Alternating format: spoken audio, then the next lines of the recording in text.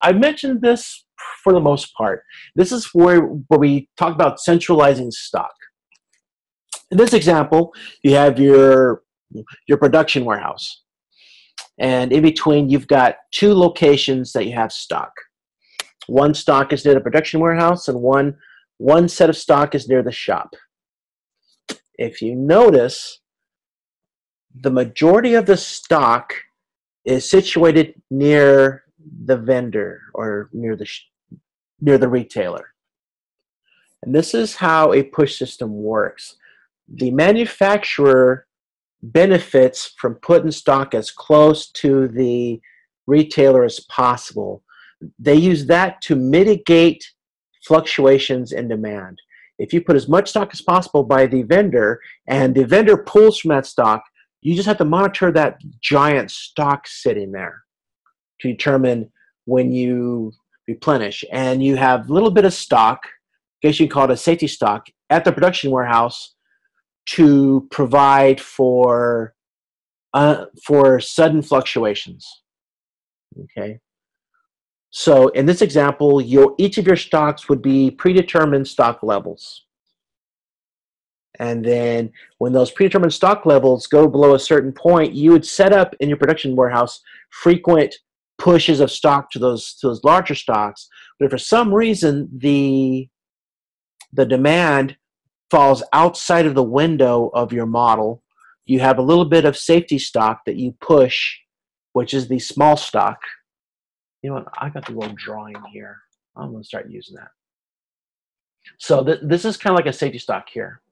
This is pushed to each of these whenever there is a variation in demand that needs to be adjusted for. Okay. And consequently, like I said before,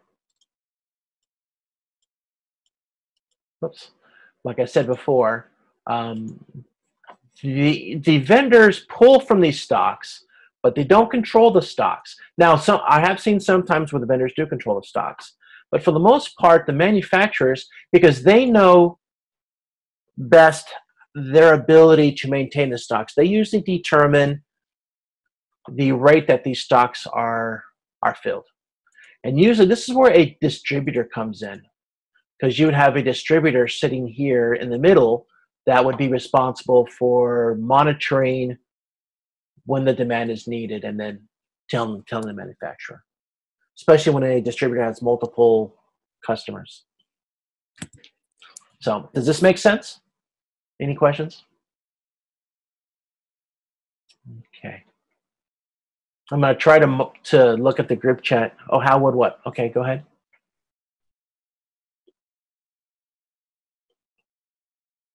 If you want to go unmute, you can go ahead. Okay, how would risk pooling fit into this? Okay, basically, this is kind of a poor example of how risk pooling would fit. But basically, what you would do is, let's say you've got 7 or 8 different stores. If you're trying to determine, I'm just going to turn on my pen here. If you're going to determine the size of your stock, and you've got all these stocks here, okay, what you would do is you would aggregate as many of your stocks as possible. If you remember, we had an assignment where you had to move all of your manufacturing to one warehouse, I think, and you had to basically service a whole bunch of locations. Yeah. Well, you got rid of all your sub warehouses, basically. Right. So in this example, you would look at the locations in which your demands are similar. Remember the law of aggregation of demand. What you do is you combine multiple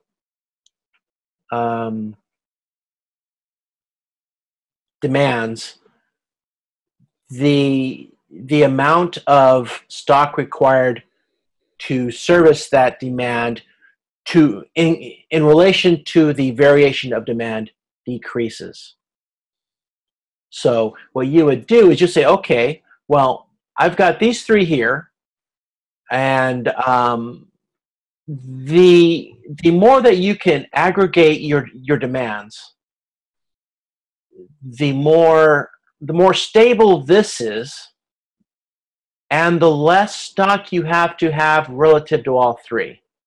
Do you remember the example in the risk pooling assignment? I could pull it up. Yeah, I don't have the slides. That was week 3. Yeah, I think it was week 3. So risk pooling would work well into this, because what you would do is they would say, okay, where can I aggregate my demands such that,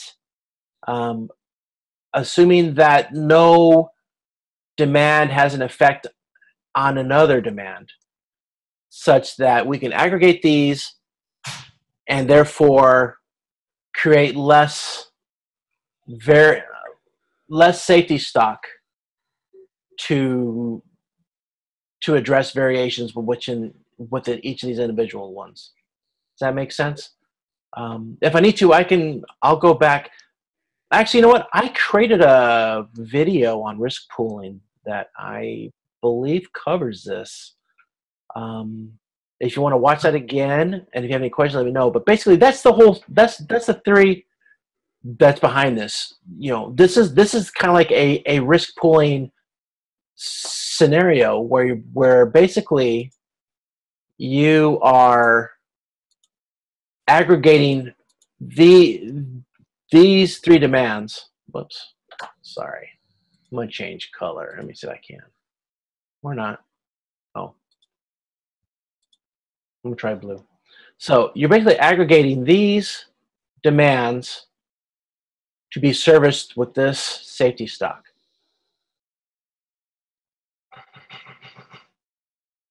Okay. That makes sense? All right. So 3 separate stocks wouldn't have their own safety stock.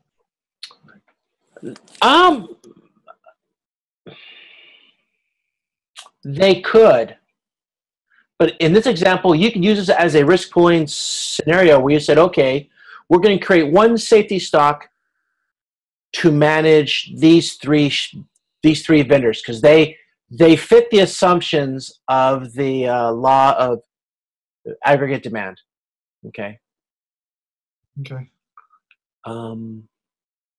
You could easily expand this to have like another stock here, another stock here, and have the line here, another line here. You know, sure, you could have that. I'm really making a mess of this, but for this example, so that I can show you how the stocks are arranged, I just use just one stock. Okay. Okay.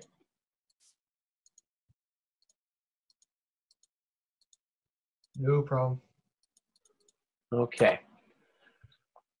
Yeah, so if you want, watch the video, and it should be able to be applied to this. Whoops. All right, let's go back to Mao. So now, I guess the bigger question I had is does risk pooling change between push and pull systems? No, not really. The concept's the same. Okay. Well, the theory is the same regardless. It's kind of like the law of gravity applies to every situation equally. It's just it affects each situation differently. Does that make sense? Like if I drop a feller and I drop a bowling ball, they're both get affected the same way, but one falls slower and one falls faster. So like in a pool system,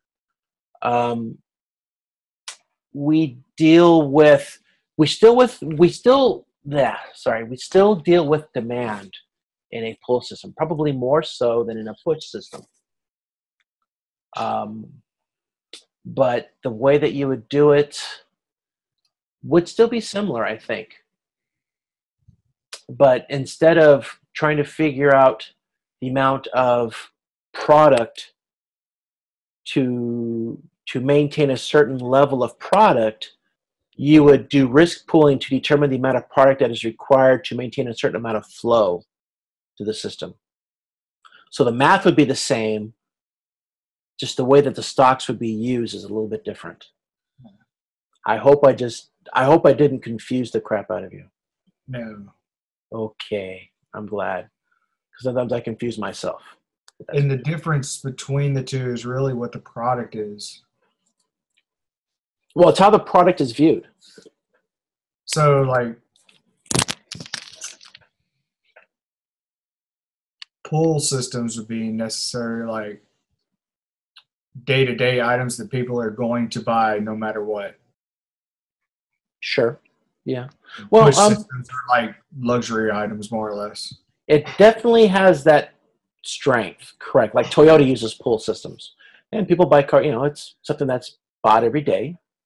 Like in the defense industry, where you have a customer says, okay, I'm going to buy products over 5 years. This is how many I want per year. And your forecasting is relatively static. There's not much demand. If they say, I want to buy 30 fighter jets for the next 5 years, and here's your money, unless Congress kicks in, obviously. But even then, I don't know if you guys know this, but when Congress cancels a project, they still got to pay the defense industry penalties. That's why sometimes the defense industry goes, I don't want to pay the penalties. But nonetheless, when you're in defense and you have set demand, and you don't have to worry about those kinds of things. So a pull system wouldn't be that beneficial in that system because the strengths of a pull system are all about how demand is treated. But if you have my economics professor explained it using stores. He basically said a pull system is going to be a grocery store, a push system is going to be Best Buy. Sure. Of course. Yeah. Or Costco. Well, actually Costco uses push, but like if you have a place that has a whole bunch of stuff that keeps its huge stocks, that's a push system. But you're right. And I think I posted a just-in-time announcement in class where I was talking about how just-in-time came into being. It came to being because Taiichi Ohno and several other people like him went to the States and said, wow, these supermarkets can get milk in the stores immediately and they never have milk left over. How do they do that? And the store owner said, oh, it's easy. We got, guy has the cows and he milks his cows every day and he just shows up. I tell him the day before how much milk I need and it shows up. And they said, wow, we can make cars like this. Literally, that's how it happened. So all of a sudden, and there's a story in Taiichi Ohno's book, which is actually sitting on my desk here, where he said, yeah, Japanese executives would go to the States just to go look at supermarkets. It was called the supermarket method or something like that, or there's a name that they called it. I think I put it in the just-in-time announcement. But yeah, and they actually called it supermarket method because speaking English was in vogue back then. So, it's like us saying Japanese words like, jidoko or kanban. We think it's really cool because it makes us sound smart. Well, they felt the same about English. Yeah, I know the supermarket system. I'm really smart. So yeah, that's where it came from. And you're right. Your professor was absolutely correct, and that's basically what it is. So, sorry to interrupt. No, not at all. That's all good stuff. So, in a pull system, the first thing you'll notice, where is the largest inventory at? The vendor stock or the production warehouse stock? The vendor stock. The largest stock is actually going to be at the production warehouse. Because you have that buffer stock you're talking about. Yeah. Which one's larger? Obviously, the buffer stock is, right? Now, this is basically symbolic. You know, it isn't always the largest. But what this basically says is that the vendor is in control of what is pulled to it. So in reaction, it says, hey, production warehouse, we are going to tell you how much product we need on a daily basis or whatever. And you're responsible for making sure that we can pull from you. So each of these stocks here represent basically a certain set of stuff, either 1 day's worth of stuff, 2 days worth of stuff. And as we pull from this, we are going to, at the same time that we pull from here, it's also going to pull from the buffer stock. Now, it's actually like, I need to be careful saying this because it's not really a buffer stock. It's like a large stock. Like, let's say the production warehouse has a stock of stuff. But inside the production warehouse stock, they'll put buffer stocks to guard against oscillations in demand, like I mentioned earlier. And then they can also put buffer stocks here too. Buffer stocks can go anywhere that they can relieve demand oscillations. And this is something about, you remember the, oh shoot, what was it called? Hold on, let me look at my notes. Replenishment, let me look at my notes, hold on a minute. I just had a brain fart, sorry. It happens sometimes, believe it or not. When we look at, it was the same week as we covered the risk pooling. Oh, geez. I just had a brain. I'm just looking at my notes, see if I wrote it down. I thought I did. Theory of... Oh, let me... I don't believe... it was a theory in which we modularize things as far up the supply chain as possible. Let me look at my notes here so I can find it. But principles of postponement, that is it. When we look at principles of postponement, what we try to do is we try to modularize things such that, let's say this is, let me delete a bunch of this stuff real quick.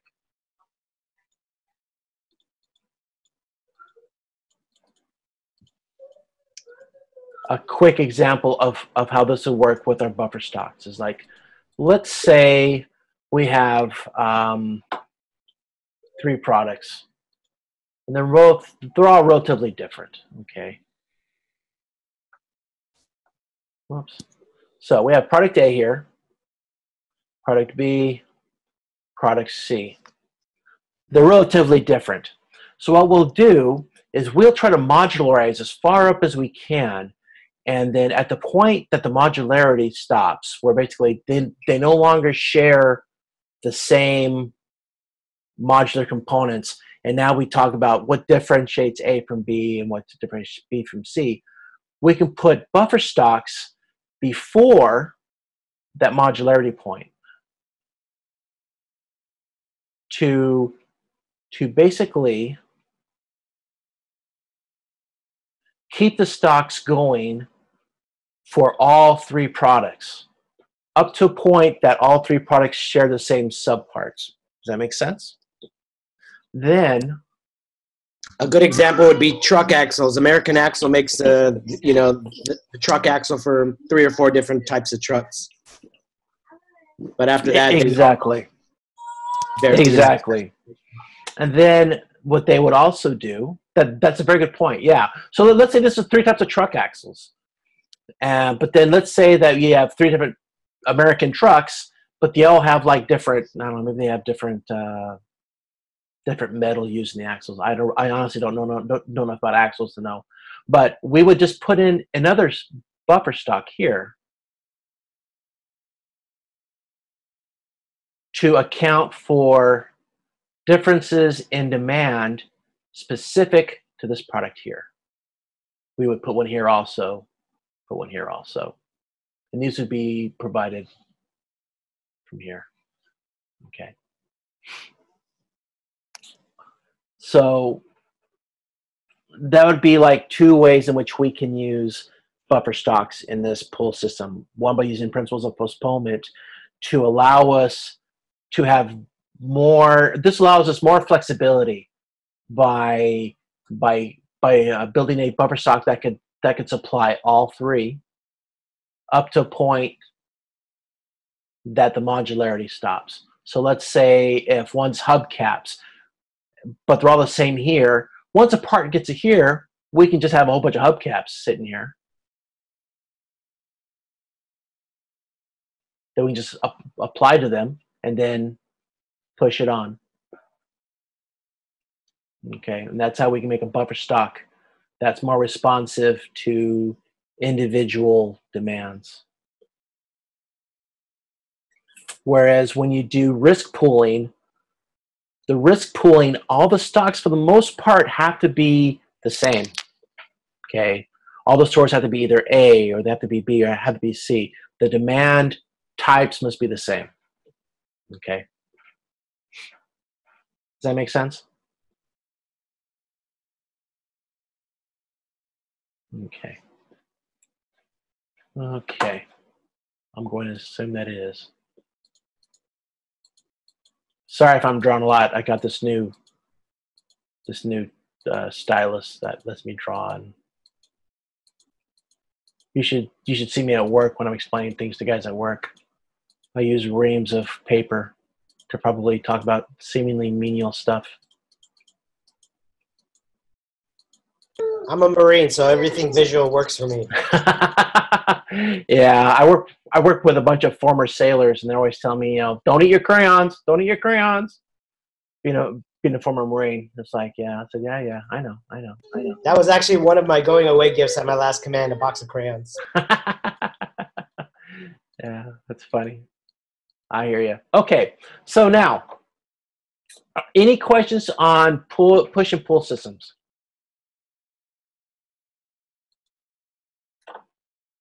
Okay. I'm not going to go into the whole lean supply chain system. If you look at my references that I provide, I don't know if I provide them in the back of this, but it's in the announcements for, I think, last week and this week. There's a couple references that are really good about lean supply chains, if you're interested. But once again, as you both had examples, sometimes a pull system works just fine. In defense, a pull system doesn't give you much benefit.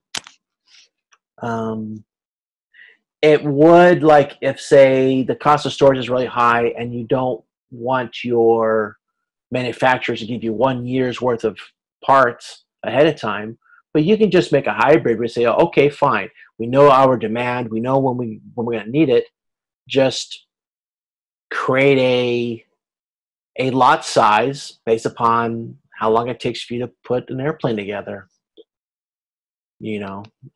Although usually, in my experience, they always like because the government says, okay, here's 1 year's worth of money.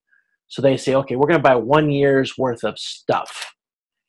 And I work in an industry where the government actually pays inventory costs, and you could roll up all those costs and have the customer pay for it, which I think is very awkward, but they get away with it.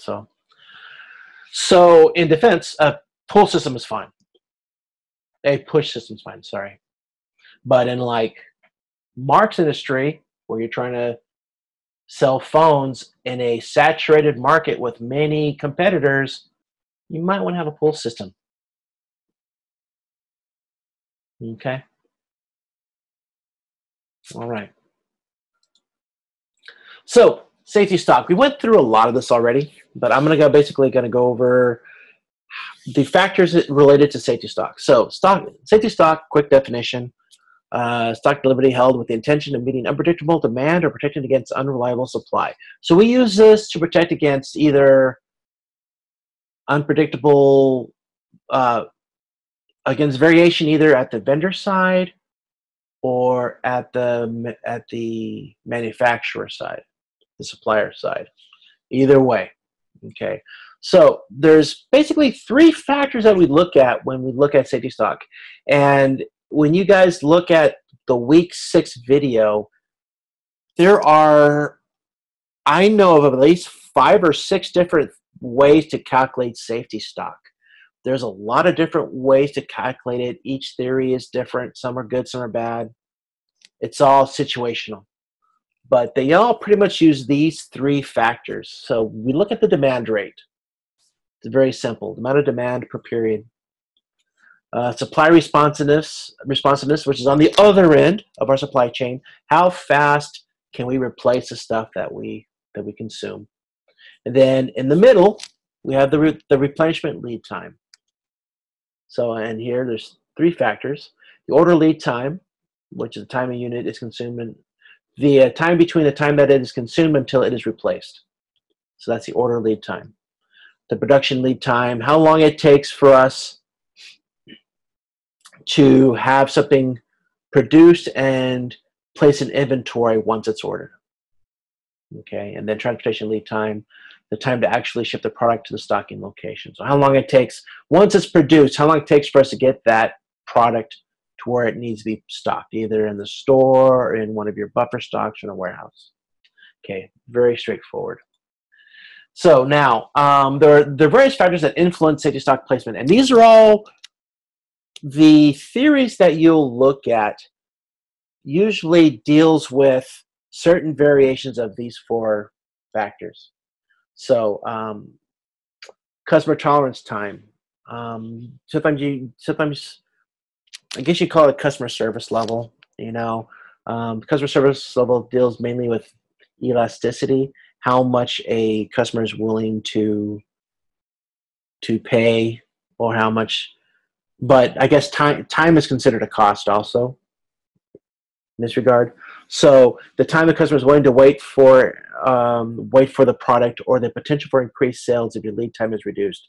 I've seen this a bit in the technology industry. They say, hey, look, you know, if our lead time is 10, and they have these big algorithms for, let's say that our lead time is 10, and they say, well, you know, if we cut our lead time down to 8, we'll be able to get another 10% more people to buy our product, either due to our performance relative to other similar products or our brand or whatever. So then they would do calculations very similar to what we did 2 weeks ago, where you would determine the probability and how much you need to buy and the cost, and you determine which is the best solution. So sometimes it's not worth it to go for increased sales, but usually if you reduce your lead time, you get other benefits. So reducing lead time is always a good idea. Variable rate of demand is the how much your demand fluctuates unexpectedly. Okay, so like we mentioned earlier, you know, with Roberto's example, where we had a replenishment time of 5 days and consumption's 10 widgets a day. If that's fairly reliable, you have a very low variable rate of demand. But if that goes from 10 widgets in one measurement to 12 to 15 to 6 to 7, then your variation increases. And that's a fairly simple calculation. You just do a quick standard deviation of your total demands to determine your variation from the norm, and then you calculate it. But if your variable rate of demand swings a lot, then you probably want to have larger safety stocks. Okay. Same with your customer tolerance time. You can use safety stocks to mitigate long lead times. Now, when you do it for that, it puts pressure on a manufacturer, because now it's got to create extra products to be placed in certain safety stock points to reduce lead time. But that's what you would use that for. So variable rate of supply. You've got disruptions in various sources of supply or specific suppliers. I think I mentioned this in the class. Toyota uses multiple suppliers for pretty much everything in their supply system. And they do it for this reason. Because, once again, law of aggregate demand, if I have a bunch of different suppliers and they all have different levels of variation, if I risk pool all those suppliers, the variation around the average of all those suppliers will be lower than each of them individually. Assuming that like one will be high, one will be low, you know, if they have independent supply rates. This is where in Toyota's case, they use risk pooling for supply, whereas we usually use risk pooling for demand in a push system. So just a little bit of a thing to think about. And inventory flexibility. And I mentioned this earlier with the putting the buffer stocks in certain places. Places in the supply chain with most available options in supply. Obviously, if you have a very modular thing like the actual axles we mentioned earlier, you would put a large safety stock there and then a smaller safety stock of the modular component to give it a certain characteristic further up.